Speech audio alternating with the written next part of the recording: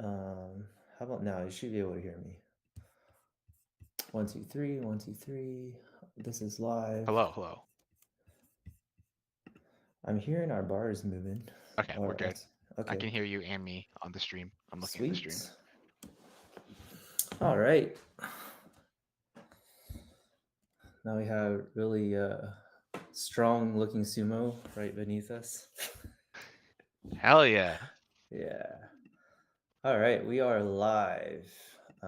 Happy February. I know. I guess it's a little week late, but life happens, things happen. But at least we're staying consistent, doing a 1 month podcast. Maybe we'll move it to twice a month or something in the future. But yeah, how you been, Nick? I'm pretty good. How about yourself? Anything new? How's the website going? You knew I was gonna ask this. And ending the stream. No, website is a work in progress. Actually, I'm going through some work transitions right now, which is I think will give me time this week and next week to actually work on it. So hopefully put some hours into the site, and then life also takes priority over other stuff as well. But how about yourself? How's your February? February's all right. I think yeah, same thing. Work stuff always keeping us busy. Obviously there's been a lot of craziness in the industry overall, I think, for a lot of folks. If you work in tech, which I do, it's been just been a lot of like layoffs and stuff. So it's a ever-present threat that you know you're always thinking about, but you just got to do what you got to do. It's all right. But I would say workout wise, it's been pretty good. I've been pretty consistent about moving at least for 30 minutes a day, which is great. Solid. But yeah, I mean, I think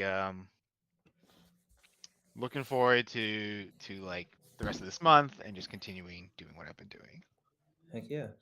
No, I always tell people it's not how hard you go. It's I mean everyone knows the cliche about the marathon thing, but I always tell people it's like last man standing because you go through so many training partners and people at the dojo and different dojos and different moves and people who are extra overzealous when they start in and they're super all into it and it kind of dies down and everything kind of goes in ups and downs. It's like peaks and valleys, right? But usually the person that's like consistent day to day, it's probably ingrained in their lifestyle and they're not like obsessed over it. Or maybe if they are obsessed, they're obsessed through their entire lives rather than thinking of it as like a fad type thing.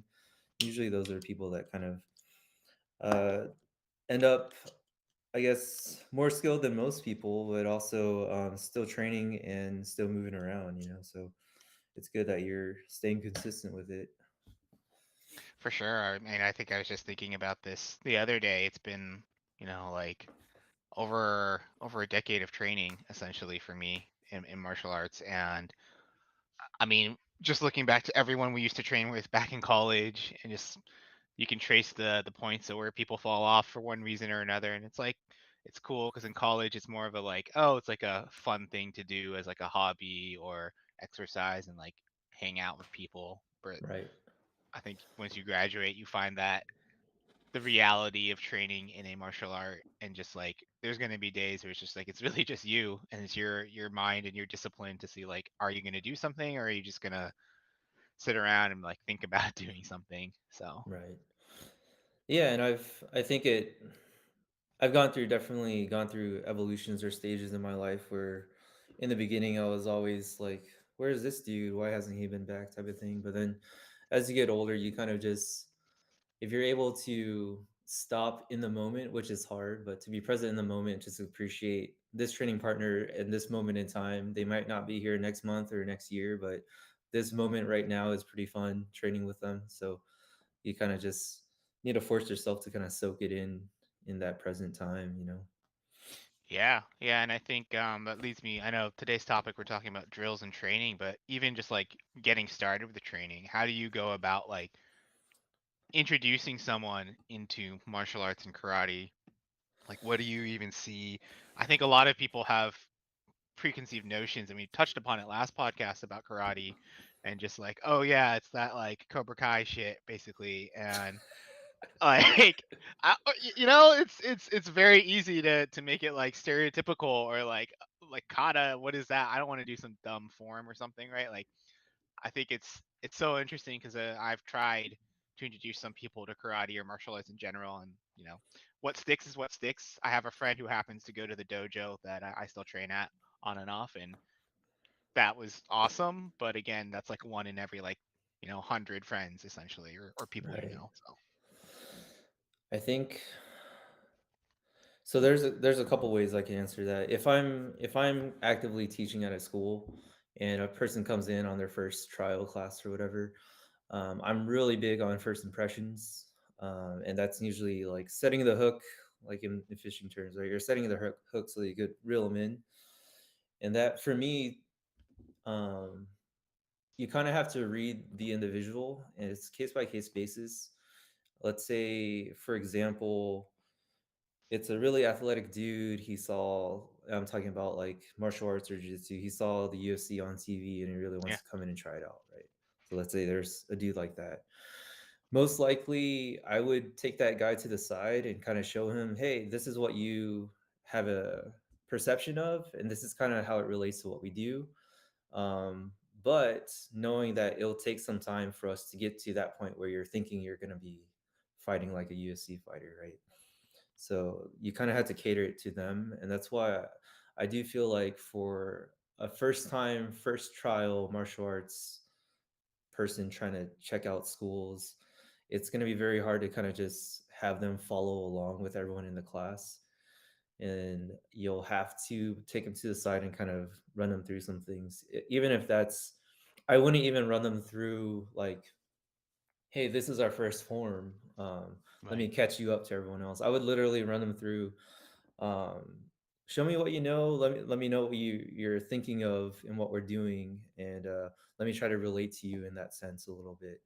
And really, just that first class is kind of a free for all in the sense like I'm really just trying to sell it to them, while giving them rationale on why we do the things we do. You see those people over there, they're doing katas. It looks kind of funny because they're just in a row by themselves, but it allows them to build the muscle memory so that when we do spar with each other, it'll look a little more familiar to what you're kind of used to seeing on TV and stuff like that. And then you also set expectations. Is like if you're here to kind of beat up on somebody and get bloody and stuff like that, most likely, depending on your school, and most likely you're not going to be doing that here. So that's another thing too. It's like depends on your school situation, right? It's are you in such a dire need that you need to capture everybody as a student to help pay the rent, or are you willing to be like, hey, we might not be a good fit for you, but there's a school down the road that might be exactly what you're looking for. So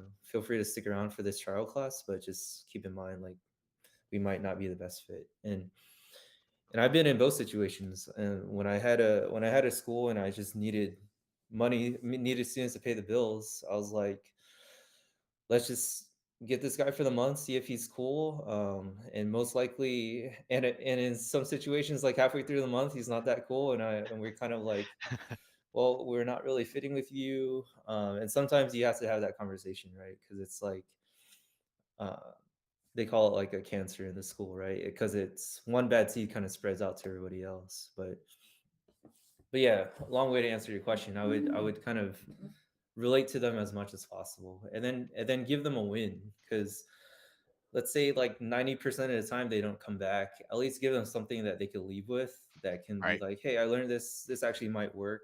If I never see that person again, at least I gave them something. In a jiu-jitsu setting, I usually teach how to trap and roll, or I usually tell them about the open guard, pointing your Hmm. feet towards your opponent. And I usually, especially in the kids class, I'm like, if you find yourself on your back, point your feet at your opponent, your attacker, because that's the longest distance away. And like if they get nothing else from that, I never see them ever again for the rest of my life. At least they can be like, hey, I tripped and fell, someone attacked me. At least I can try to kick them away a little bit. And hopefully that kind of helps them. Yeah, I mean, I think it makes a lot of sense.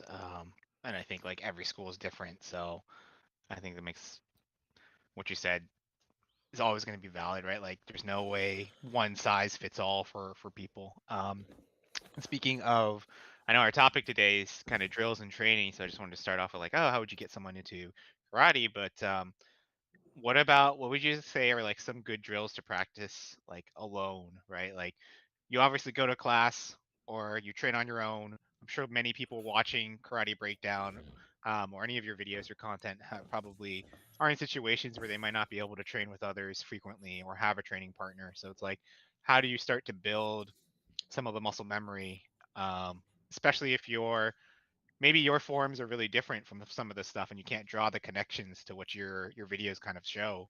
I'm curious to see like what are things to start building upon that and start recognizing like the patterns. No, that's a great question. I think the sensei answer is like do your katas, right? but Yeah, but then of when course. it's like do your katas for what reason, right? Then then it becomes like what's the intention? And then intention means in kata intention is visualization, right? Because then it's like, are you doing your katas to be as sharp or as pretty as possible, or are you doing your katas to be as practical as possible? And there's some bleed in between, right? Because like a sharp, pretty looking punch is a pretty powerful, impactful Yeah, punch as well, right? Um, but if you're at the point where you're kind of bored with your katas and you've done it for so long and you want to go to the next step, most likely I would recommend for solo training trying to figure out a way to add resistance to your katas, going through basic movements, breaking down the katas into like two or three set or combinations rather than going from beginning to end and just saying, hey, I just did Pinan Shodan from beginning to end, and that's my way of doing kata today. But if you just take like one or two movements from Pinan Shodan and then um, figure out a way to add some tension to it, right? So that means like find some tools that to help you feel like you're going against an opponent. um, I've I messed around with like a stability ball type of thing against the right. wall, the elastic bands to kind of help you do that. Even medium to light weights, going through like holding dumbbells and going through those motions. But again, those are all to help visualize an opponent there, right? And then the biggest thing for me is like karate happens in a cycle in the sense like you can't get good at karate by yourself alone. Yeah, So all these things are supplementary to having an actual person there to kind of feel their weight and to workshop and troubleshoot. But then it's like a lot of people they do the katas like they're brushing their teeth. It's like you got to do that, get out of the way, and then when they meet with their partner, they're in class, it's just full on sparring, right? And they're like, right. it's like let me do katas just to have that for the test, and then now when we meet, let's just fight, And it's let's just just spar. Yeah.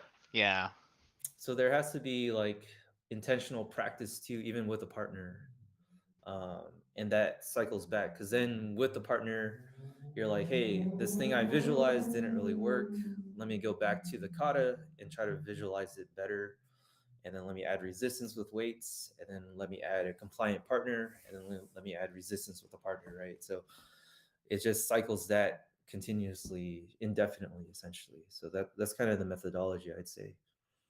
yeah. And it's funny that you mentioned weights because I feel like a lot of schools will do a lot of like conditioning. You know, traditionally there's like the Hojo Undo stuff, right? You've got the jars and stuff.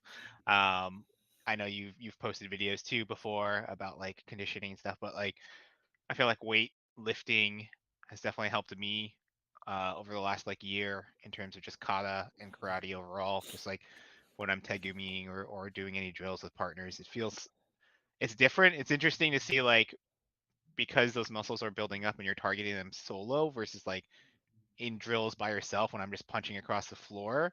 It's like Hmm. in theory I should be engaging everything I need to be engaging, but it feels like you can kind of just like turn off your brain a little and just like, oops, maybe I'm shortcutting punching or I'm shortcutting, some of the muscles down here. But when you're isolating through like weights or drills, like you said, with even this like the kata, if you isolate the Pinan Shodan movement, it's like what muscles am I using and what am I like trying to work on when I'm like going to the gym or something and like weightlifting? I'm like, oh, cool. Like these are the things that are core to a lot of movements.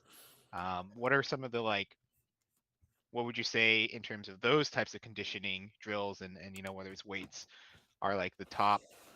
This is going to get you the most bang for your buck. Obviously, there's a lot of movements and a lot of workouts we should be doing, but Yeah. just curious to hear your thoughts. Yeah, and if you look at the old footage of Hojo Undo, they're not just doing like bicep curls Yeah. with dumbbells, right? So there's weightlifting for muscle growth. There's weightlifting for strength, like maximum strength uh, exertion.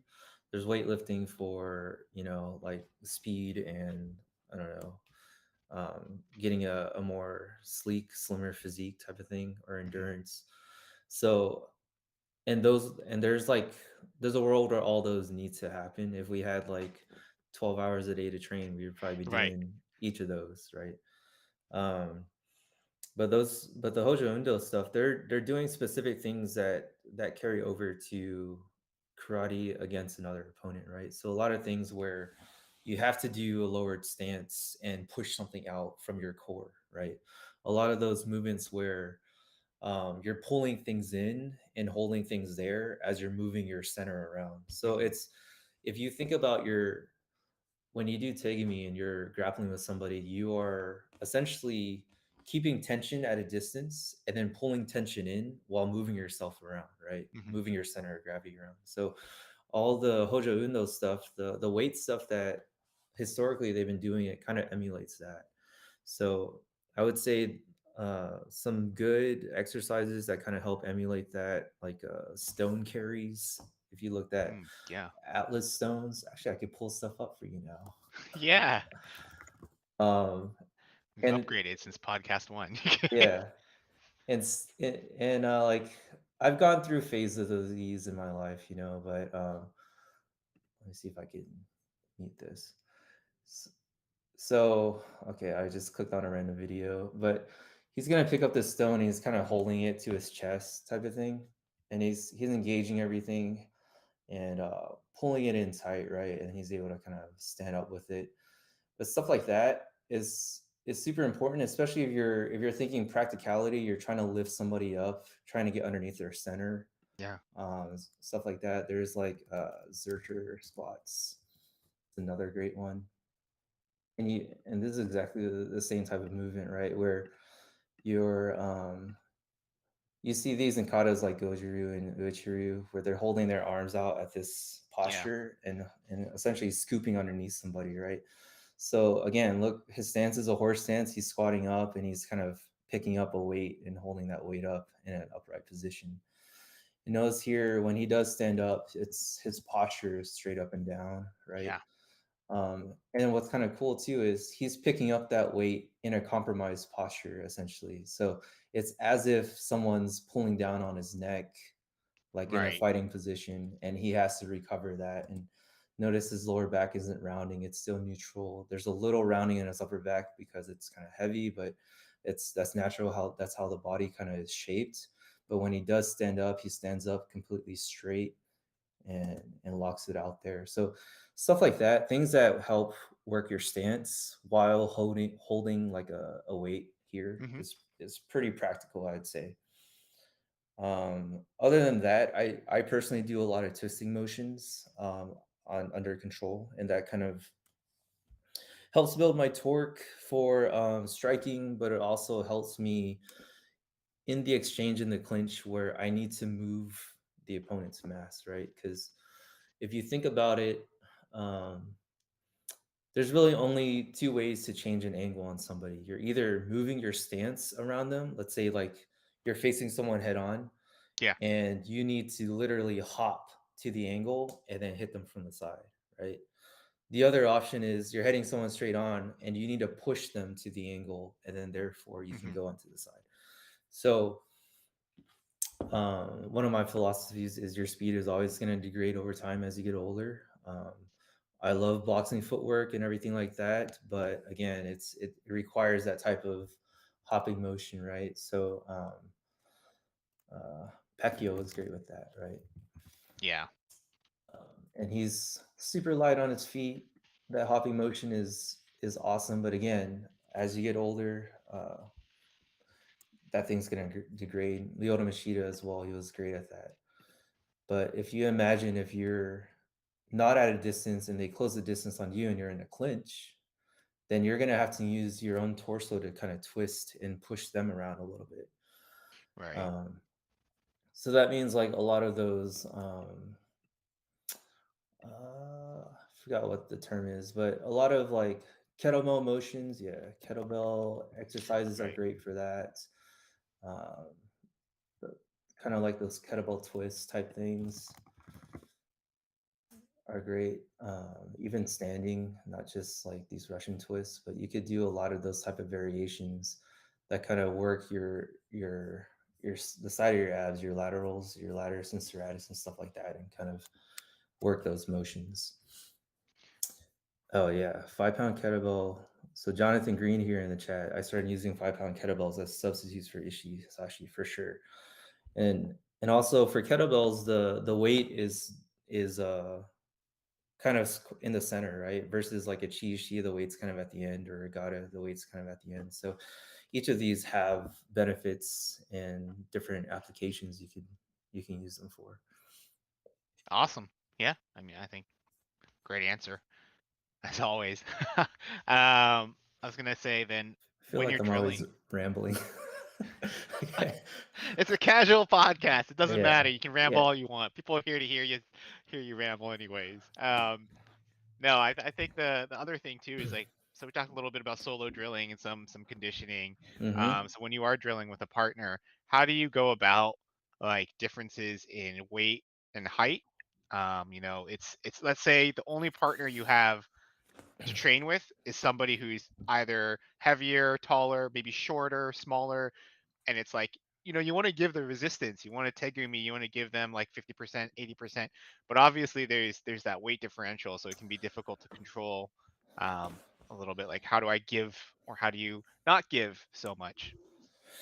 Yeah, so that really depends on, well, how close are you with your partner, and how susceptible are you to each other's like feedback and suggestions, right? Mhm. Because um I guess that's how I would start that answer. Because a lot of times it's easy to just go revert back to what you're used to against the same partner every single time because you kind of know each other's nuances. Right. But if you're able to have the partner emulate different sizes against you, that would kind of help. If you're talking about a case where you're running into an issue and you need to crack the code on this bigger guy and I can't really do anything against him, there are like definitely generalizations I can give you. So for example, and these are kind of obvious once they're names, right? So against a taller guy, it's going to be tough to kind of pull his posture down because you are Right. reaching up and not staying within your core. But at the same time, it's easy to get underneath them, especially like under their like underhooks, under their shoulder, stuff like that. And for a tall person, they like the height, but if you get them too tall and off balance backwards, that's very uncomfortable for them, right? And that's uncomfortable for everybody, but it's a lot easier for a shorter person to self-correct and Right. readjust because they can change their angles a little easier and they could kind of lower their stance. But for a taller person, making them feel tall is kind of rough for them. So I would dig myself underneath them. If that's the visualization, Mhm. I would try to mess with the taller person by digging myself underneath them a little bit and messing with their center. And that allows you to grab legs and that allows you to kind of throw them around a little bit. Um, and most likely, when people feel like their center is compromised and they're kind of going back, they might overcorrect downward, and that's where you can capitalize and pull their posture down. So there's like strategies to that. And for against a smaller person, it's the same thing. You want to bully them downward, right? Because you don't Right. want them to kind of keep upright, keep their posture upright. Um, What about What about if, let's say, this is a scenario I run into a lot because I train for my buddy on and off. And when one of us is more experienced in touch sensitivity and Tegumi, like, what's your recommendation for like how we can both gain something from meeting up and training, right? Like a lot of what I end up doing is like, oh, like try these things on me, or like I'll go 50% resistance and try and take me down, or like do things and we'll switch, right? And like that's kind of what we've been doing. But I'm curious to hear thoughts on like, given the differences in experience and like where I've had the opportunity to go and train with you multiple times, and I don't think my buddy has ever trained with you, so it's like a very different thing, right? Because I'm like basically repeating things you've told me to him, or I'm sending him videos and being like, "Hey, let's try and work this." So, yeah, curious to hear thoughts about that, because I'm sure I'm not the only one who is watching karate breakdown and thinks these things and is like, "Oh yeah, I'd love to try this with some of my students or some of my friends or partners." So, Yeah, and knowing you personally, I know you have control and you're not gonna like go crazy on each other and stuff like that. But in the sense of like a skill gap, there are like handicaps you could put on yourself. Of course, you can always just have a technique in mind that you're always trying to go for. hmm, So that makes sense. limiting your own options is a handicap. Um, you're pretty ambidextrous with your stances, but going to your weaker stance, your weak side is a handicap. And then limiting yourself conceptually too, right? So if you think about like the overarching concepts and principles, and you're like, hey, I'm really good at wrist locks and stuff like that. So maybe I don't do any wrist locks for this one, and let me just work on a shoulder throw, or let Hmm. me just work on getting underneath him and see how I can mess with him. Let me just work with on messing up with his stance by like occupying his space a little better with my own stance, right? So it is kind of tough because it's I know the feeling of feeling like you're always catering to their skill level and you can't go 100%, and you can't train in inequality with them because you're always giving up a little bit. But having these limitations or handicaps kind of help even the playing field, and also keeps it engaging for you, right? Because that's kind of the thing. It's hard to just be the instructor and be the uke for like 90% Right. of the interaction. So um, and then also as you get better and you get more control over your own techniques and your own self, there's also a place for like being bad or being untechnical on purpose, right? And seeing what happens there. So like currently I teach kids jiu-jitsu, and we do takedowns every class. I take them down, they take me down, but I over exaggerate my grips, or I over exaggerate reaching so that they see these indicators. And then it's on my end it's kind of fun because I get to essentially play like a lesser version, an unskilled version, and then see Yep. what happens after that, right? But and then for the kids it builds their confidence and they can see these big Yeah. tells in the exchange. You're able to basically have it's like you're like a video game. You can turn your difficulty slider, so you're like, oh, I'm gonna make it like very easy. So you're just like, all right, I'm grabbing you. Obviously not that exaggerated, but I get what Right. you mean. I think that's kind of cool. I didn't think about it that way. That's smart. Yeah, and it's a byproduct of just like movement, right? Those people that are like so much like a lot better than me are super athletic and super coordinated, and they have good spatial awareness in 3D space. So like the people that can do those crazy bear crawls and all that stuff, they're able to do that a lot better than me in an exchange, because it's like, how can I mess up my own self like in the most intricate ways? Because let's say I'm playing a lesser version of myself and I throw like a wild swinging punch, right? Whereas if you can imagine a more skilled person can mess up their own skill by throwing a wild punch, and then like throwing a really off wrist versus just the Mhm. whole arm, right? 'Cause so then you can imagine like the more um, bodily awareness you have of yourself, the more you can actually use other people to help yourself get better, even if their skill set is less than yours, right? And what's a good way to even to like build up your own bodily awareness, right? Like we talked a lot about like some of the solo drills and the partner Yeah. drills and kata, but is it just like simply moving? Is it simply like trying to There focus on a different thing? yeah, there are definitely concepts to think about, but I do like all those animal crawl Yeah. variations. I personally hate doing them too, just like everyone else, because it is kind of it's taxing on the body. Anything where you feel tension like on multiple muscle groups at the same time, it's a pretty good indicator that it's probably really good to do. And uh, when you're just like doing one bicep curl and like you're just working your arm, Right. you're not getting much input from any other places, and you're not really developing that. But doing like a spider crawl on the floor type of thing, where you're like literally every single joint is articulating, that translates to another opponent where you can kind of have awareness of every single touch point that's on you, right? What about like yoga and stretching? Do you feel Oh like yeah, that's a pretty good because I've been doing more yoga recently and like sometimes I'm like some of the movements I'm like what's happening right now? But right.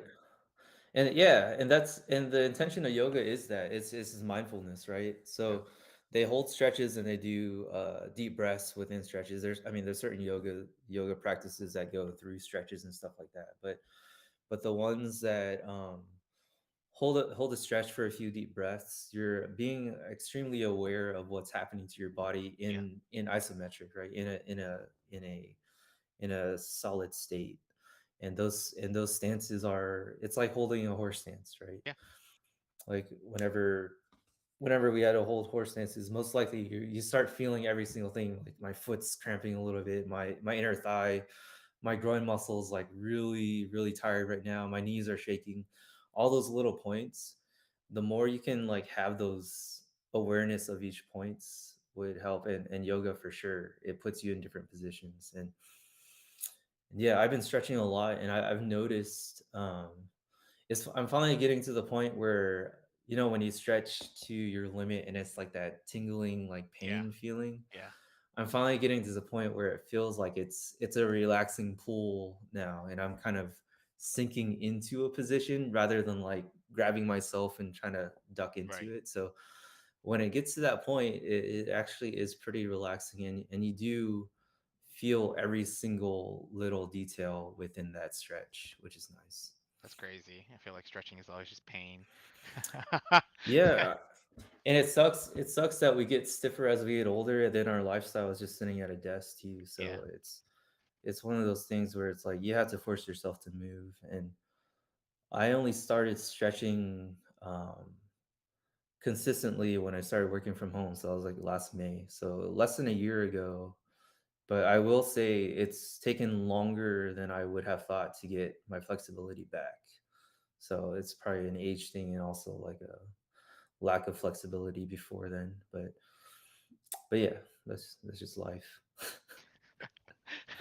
yeah. We can't be expected to just only be working out and moving every day, right? Like obviously we all Mhm. have jobs and lives. I saw Felix had mentioned a comment that he made a set of I think Nigirigame. nigiri game Yeah. or plastic jugs. Nice that use pretzels and metal BBs. That's awesome. Oh, cool. The cool thing with metal BBs is like you can essentially change the weight and adjust the weight by taking more and adding out, right? So it's a cool way to add like progressive resistance to it. A lot of people use sand. That's one of the, I guess, negative things about like using cement and concrete that just sets. You're kind of just stuck with that weight for that pair of Right. tools. But yeah, that's awesome. Any other questions? We're at what, 34 minutes? This thing goes Yeah. quick. I can I know. Sounds It like I does could go talk fast. about karate for a while. It's almost like you have a karate channel and you can just talk for karate and make karate videos all day. That would be cool. One day. Yeah. One day, one day. Um, I'm trying to look. I had a list of questions, but I think we covered most of the ones on drills and training, unless you had something you want to talk about, or anyone in the audience. I know we shot up to our all time of. We did have 10. Someone just left. That's okay. But I don't know if anyone else had questions around drills and training. I think we covered a good amount. We did like conditioning, solo, partner, um, even how do you introduce, karate to people. This one's a little, I guess, off topic, but I was curious to hear your thoughts about it, which is Uh like, huh. how do you feel about Kobudo in general and just weapons and training in Kobudo? Um, I've been doing a lot of Kobudo recently, just with some friends. So just curious to hear like how you see it fits. I think there is a gap between Kobudo and like using it in Tegumi because in theory it should be like the movement with the bow is the same movement that you would want to Mm. use with someone, Okay. right? But like Yeah. just No. curious. My old sensei always said Kobudo is the other wheel of karate. It's kind of they work hand in hand. I'm sorry, I'm trying to find this. Why did they put fire in the Yeah, it's stage? kind of cool. They Okay, got a fire stadium. That's this is like awesome. a Mortal Kombat level or something stage. But yeah, Kobudo is the other wheel in the sense like so if you split Kobudo into two things, there's fighting with weapons, and then there's using tools or instruments to reinforce your unarmed combat. And there's a place for both, and it makes sense because if you think about historically, combat is weapons based. You would go from Right. long distance, keep them away with a spear, a sword, or whatever. A sword's even close combat. A spear, a bow, and then if they get past that wall of defense, then you go for your shorter weapons and stuff like that. And if they get past all that, you're stuck with using your hands. So we have this kind of glorification of like karate as unarmed combat, but it's actually the last resort, right? Because you never want to be that close to your Yeah. opponent. Yeah. It's like everything else failed, you are screwed. Now it's time to like to live or die. But um with that said, Kobudo is great because I mean, one, it's historic. It gives you perspective on that. You're getting different looks too. If, like you're saying, with a training partner that's unskilled, weapons is kind of like the great equalizer because now you got like a freaking flying piece of wood going at your head. It's kind of hard to kind of fake that, right? You got to react to it or Yeah. not. So in training the application of weapons, it's great. It trains your eyes, it trains your coordination because it gives you different looks. I mean, it's fun. You're twirling deadly sticks and stuff, which is great. And then on the other half of that, it reinforces the techniques or the the coordination and stuff you need for unarmed combat. So it's as if you're throwing a punch with a dumbbell in your hand, but now you have a sai in your hand, right? So you're essentially just um, doing those same mechanical movements, but with a little more weight, and it requires a little more nuance. Um, A question and from yeah, Felix, I think. He said, "How do you drill movements in Kobudo as actual strikes, blocks, and sweeps, and not making it look like you are just swinging a stick?" so just like karate people have makiwara, Kobudo guys have the same thing too, right? They have types of makiwaras that you could hit a tire, you can hit a padded like punching bag and stuff like that. And a lot of times, what's cool about that too is you actually get feedback on the recoil of that weapon too. Do you have an example you can show? Yeah, so like if you hit like a punching bag with a bow, it's gonna smack and it's gonna stay there. Yeah. And then if you hit it with a nunchaku or nunchuck, right? Right. If you don't slice through the bag and you just stay there, it's gonna bounce and hit you right back, Yeah. right? So I'm sure we all felt that. So um that's one way. If you're hitting a physical object with your weapon, it's gonna help give more feedback and give you a sense of um not feeling like you're just swinging a stick. Another great exercise is actually pushing against something, right? You don't physically have to hit something. I've gone through this with you for like roundhouse kicks, right? So Yeah. instead of like trying to kick a pad over and over again and try to correct yourself, you just put your legs onto the pad and use your body to push that pad over. You'll feel all the engagement of your hips, of your pivoting foot, of your shoulders that you have to turn into to get that bag to move because you don't have the momentum of the big swing coming through. That exact same thing for all of your Kobudo weapons, right? If you're trying to hit something, I guess I have this tripod here. If you're trying to hit like something with like a an eskrima stick or something, right? And it just feels like you don't know where you're hitting, or it just feels like it's floating in air. Just have yourself hitting like a pad or push against something so that you could actually feel the structure of your arm correctly. Because that's another thing too. Because it's like you don't know how this arm should be shaped if you're trying to hit somebody in the collarbone, right? You're like, maybe Right. I'm here, maybe I'm here. Where do I put my intention? Is it on my elbow that I should be hitting? Should it be flicking with my wrist?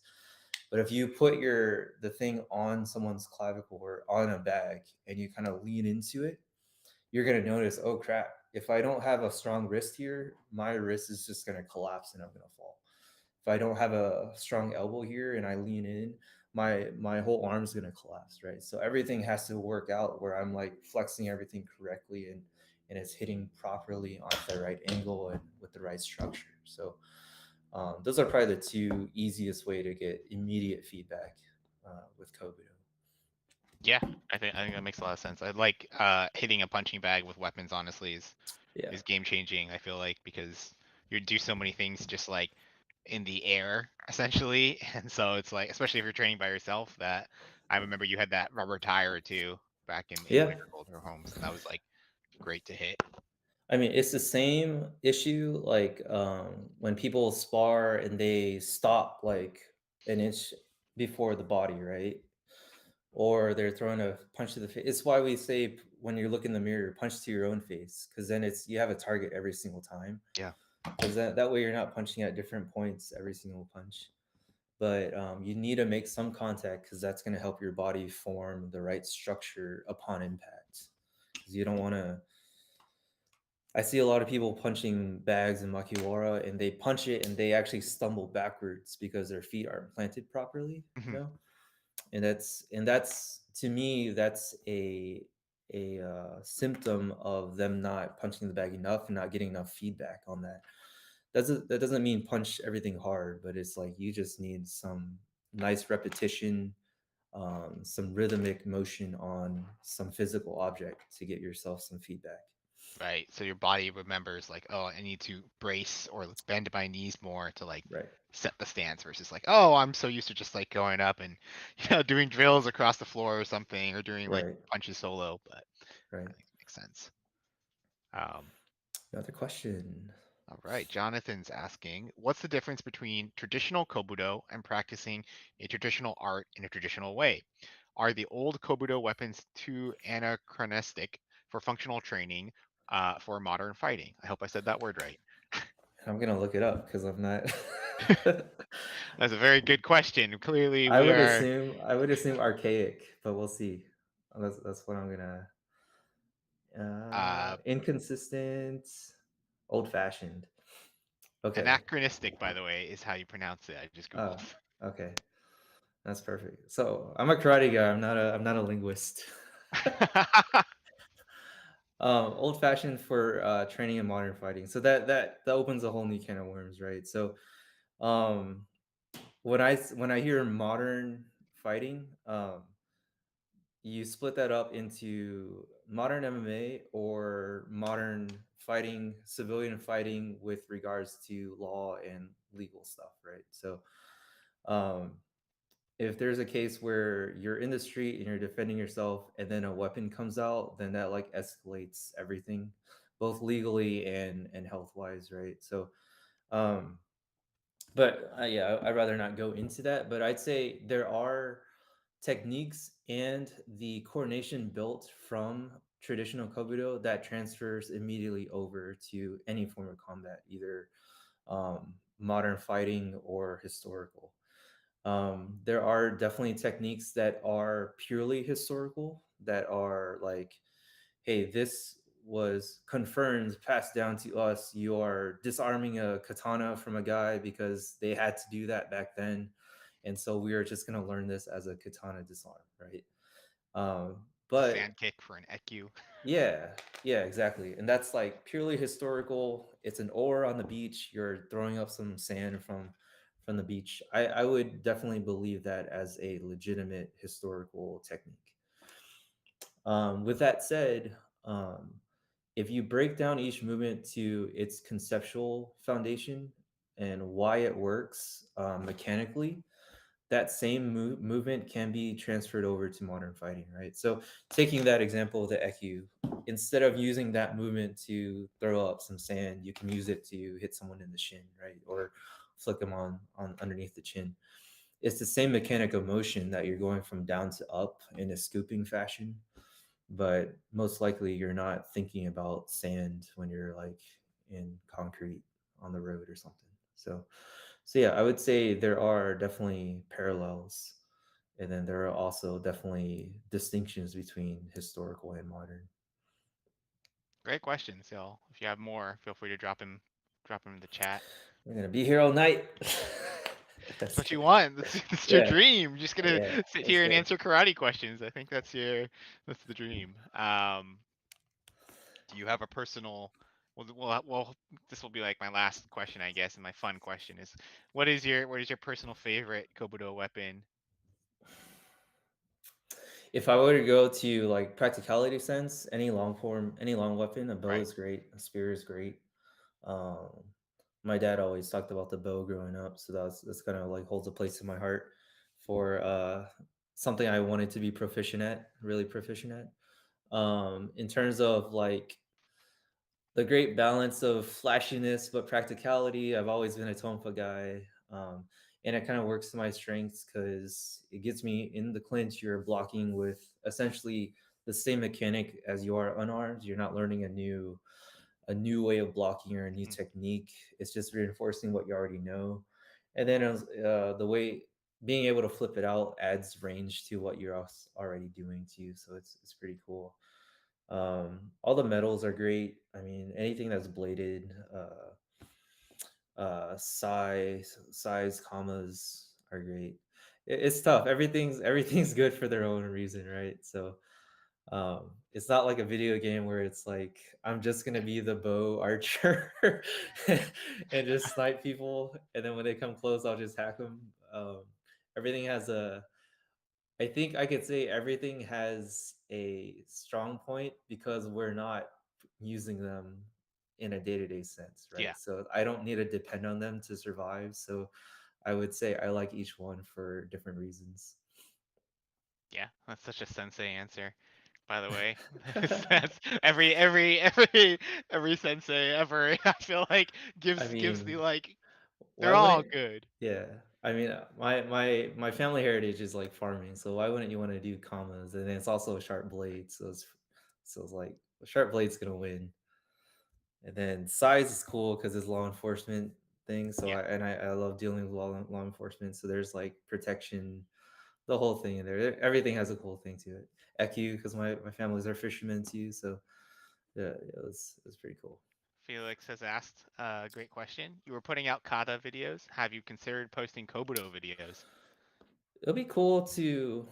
I've never really considered like a short form videos like the snippet or the shorts that I do on YouTube with Kobudo. That'd be kind of interesting. I think for me, it's more of a convenience thing because it's easy for me. Like my process for all this is like I'm scrolling on social media and I see a fight that just happened and I'm like, hey, this looks exactly like this kata. Let me snip it really quick and post it up. But there's definitely a world where I can spend some more time and look up Kobudo videos or create them myself and post them up as well, for sure. Maybe it's one of your longer form videos in the future or something. Yeah, for sure. Um, cool. I think that's it. I don't got anything else. We're at about 50 minutes. Unless you had Yeah, that's anything. pretty solid. Let me go over. Let me do this once just to say we got one out of the way. Sure. I'm gonna go over this video and I'm gonna play this for you. I guess this is just a highlight video, huh? I should have prepared this better.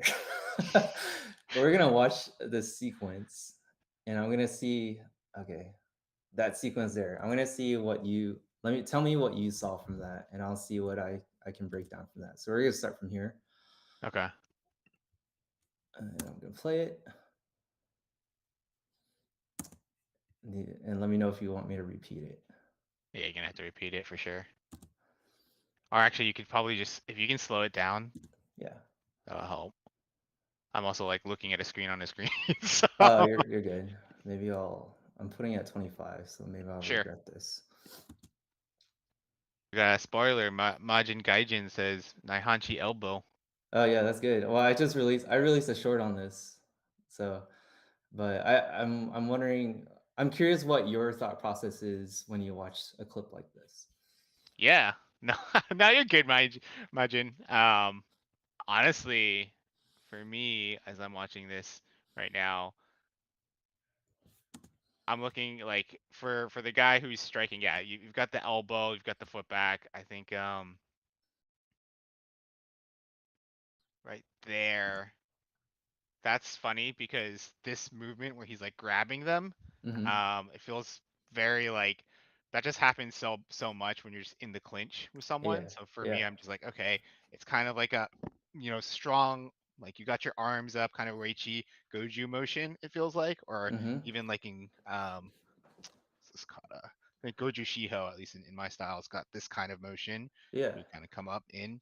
Can you press play again? That's pretty.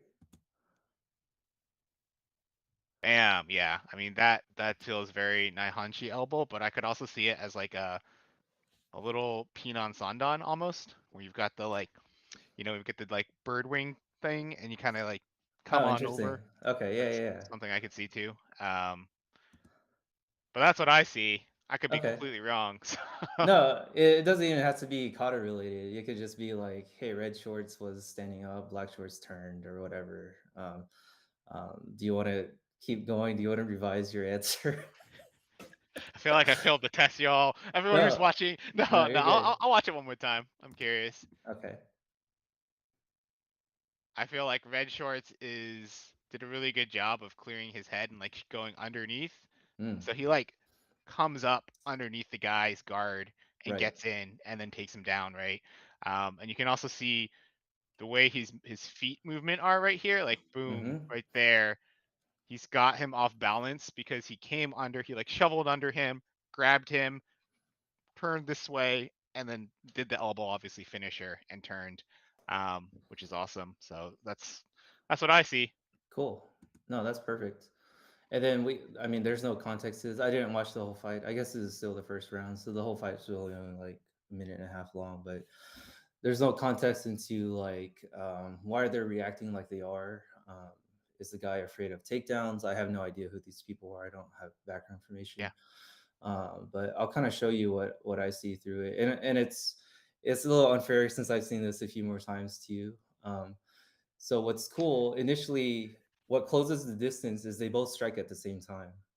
But what's interesting is Red Short strikes on the inside, and he got lucky because his elbow was flared out. It actually acted as a shield, and it reminds me a lot of the universal guard we used to talk about. When you have angles like a spear point, Hmm. if I spear point this way and someone throws a punch around, even if I'm not Right. trying to block it, it's gonna ricochet off, right? Yeah. And just by chance, black shorts made a rounded strike, and red shorts went straight forward with his elbow flared out. See that? So he went straight, and black shorts ducked his head out of the way. Right? He dodged it, but Yeah. he threw his right arm throwing a hook, and it would have connected if the red shorts elbow wasn't flared a little bit there. That would have connected Oh, I see. immediately. Yeah. That would have changed the entire fight. That could have been a KO there. Yeah. If it hit, right? Yeah, exactly. And it could be not intentional. It could even be bad form because essentially when you throw a jab, it should be straight, Yeah, why right? is he jabbing like Right. this, right? So that tells me he's like chasing the dude who just ducked. So that tells me their reaction time is like freaking crazy. Because you could think automatically I'm gonna throw straight no matter what, my arm's gonna stay straight. But if like halfway through it going straight, I see the guy duck and my arm just changes trajectory, it means like the split second decision is like it's automatic, which is This is some amazing. anime level shit, Yeah. man. And this is why I love anime or MMA because it's like this is what I see, Yeah. right? And then what's cool here is, um, so they both miss. So now it's where nobody has the advantage over the other, right? Mhm. So that means the first person to control posture is going to take over this exchange. So we keep watching. Boom, clinched up. So right now, Black Shorts is actually in a better position because he has underhooks on Mhm. both the red shorts. That means if he squeezed them in, he could pull the guy up and actually throw him, take him down, and stuff like that. But right now, it's still 50-50, but I would give like 60-40 to Black Shorts. Okay. He has the underhook just by chance because he missed that punch. He has double unders. If he grabs his arms together and keep the guy tight, he's in a great spot. But red shorts go here. If you look at the arm behind the guy's head, it's already in a hooked position, right? Yeah. His hands open.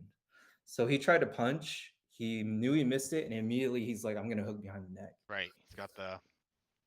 And then, so if you know that black is in a better position, that tells me that red needs to keep the motion going so that black doesn't take advantage of the position, Mhm. right?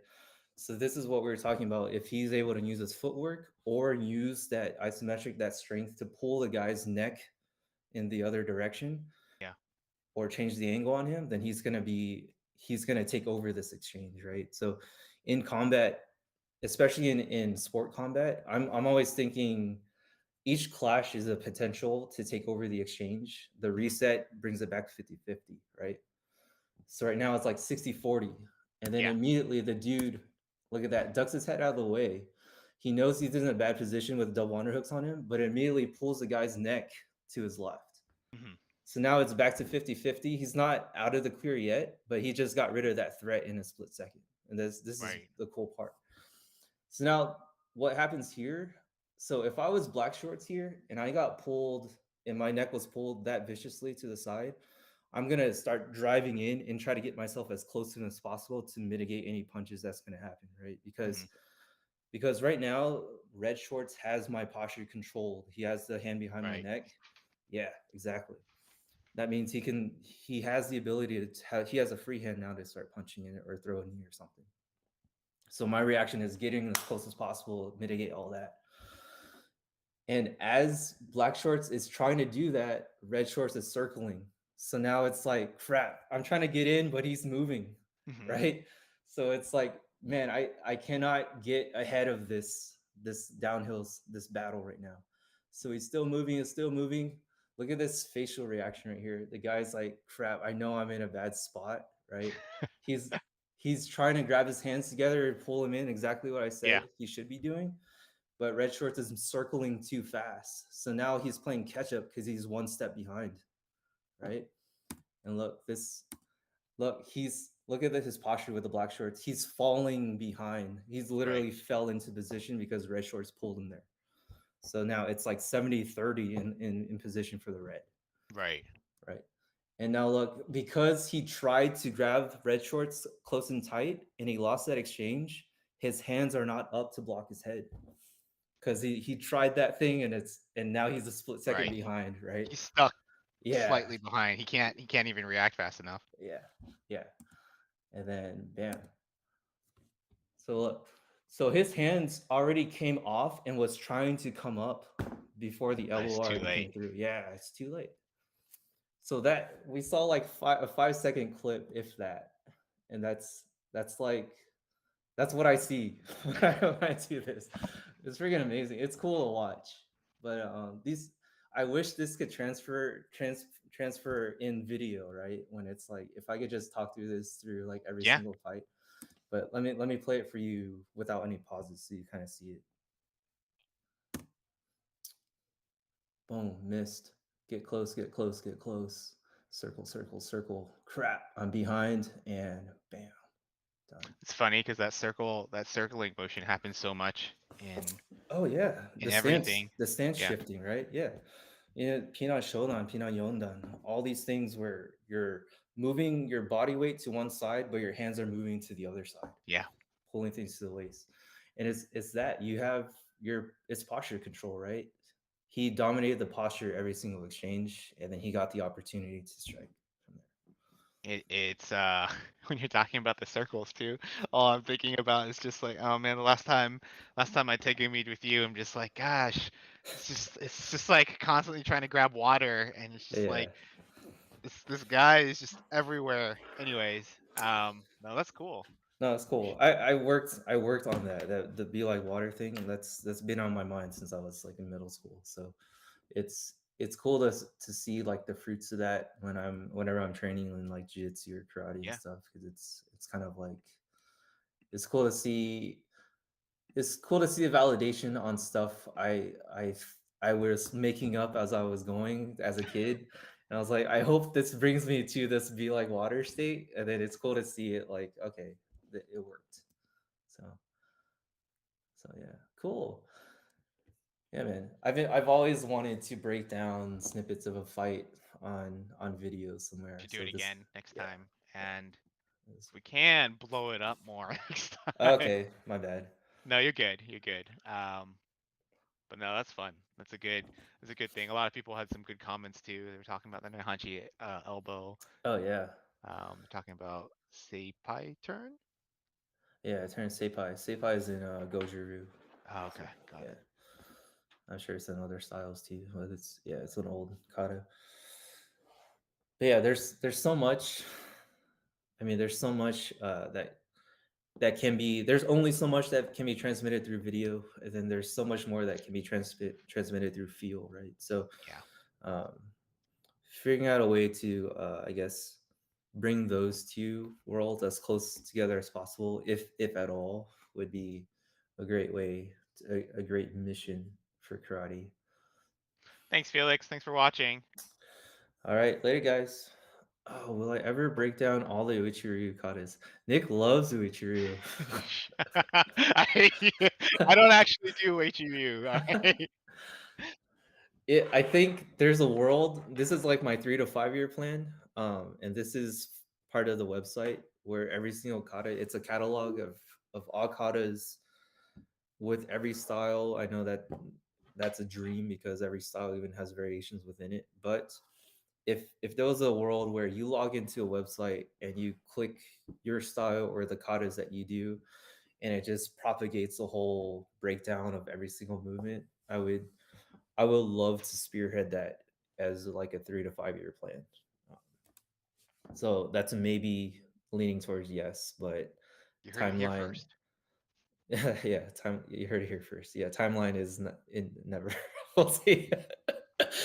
Is it free? I think the subscription model would make the most sense for me if I'm doing everything right now for free in addition to working and living life. So if there was a world where I can have a little monetization, not take advantage of people, but have a little compensation for what I do would be ideal. And then I can switch to doing more karate, more of my time, more during the day or whatever, versus other stuff. Yeah, I mean, I think that's fair. I think it's realistic. You gotta take care of people too, and gotta live. So it's like you can't just be doing karate all day if you're not if you're not working or Yeah, bringing in some sort of income, right? So yeah. If it's not paying the bills, that's for sure. Cool. I think that is it for today. Thanks for joining us, guys. I will review the live stream once we're out, and we'll try to do those time markers or whatever timestamps. Yeah, I can timestamps. do some timestamps sometime. Yeah, no rush. It's cool to just chat and then get all this stuff out of my head too. So, Sweet. all right, later, guys. See you Peace. guys. Thanks for watching.